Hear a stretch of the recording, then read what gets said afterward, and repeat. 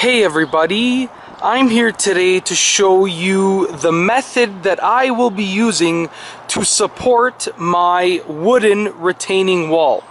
So as you can see right here, I have built a wooden retaining wall and I want to create a few support brackets for it. So the first thing that I'm going to do, and I'll just hop over to the back end of the retaining wall. The first thing that I'm going to do is I'm going to take this piece of 2x4 that I cut with a pointy end, and I am going to hammer it down behind these stones. Now these stones are part of an old retaining wall that I am leaving in place, and I will be backfilling dirt on top of it.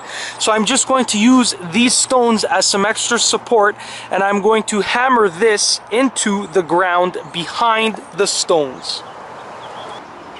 Okay, as you can see, I have finished hammering down this piece of wood into the ground behind the stones, and now I have cut an additional piece of 2x4 that will reach from that piece of wood to the retaining wall. So this 2x4 will connect that piece of wood to the retaining wall. So I'm going to start off by keeping it in place just like this, and I'm going to screw the long piece of 2x4 into the piece of 2x4 that I have hammered into the ground. So I will be using a few screws to secure these two pieces of wood together. Now that I have secured this piece of wood to this piece of wood, I am going to secure this piece of wood to the retaining wall. And to do that, I am simply going to use two of these L brackets, one for either side. And on each side, I'm basically going to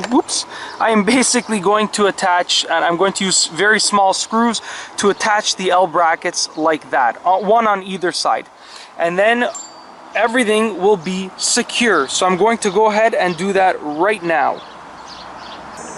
Alright, so I have just finished supporting and reinforcing the retaining wall using this method.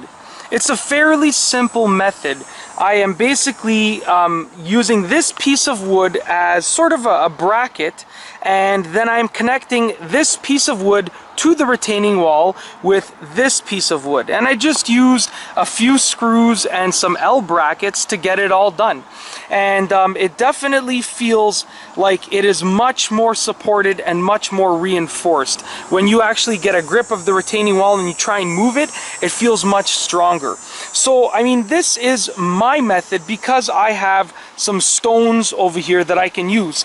But you can sort of take this method and you can manipulate it to fit your specific situation.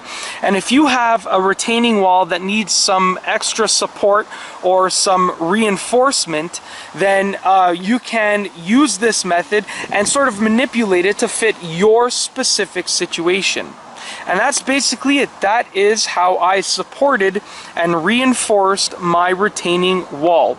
Now I'm going to actually use this method. I'm going to do the same thing a few more times on either side, because this is actually a 52 foot long retaining wall.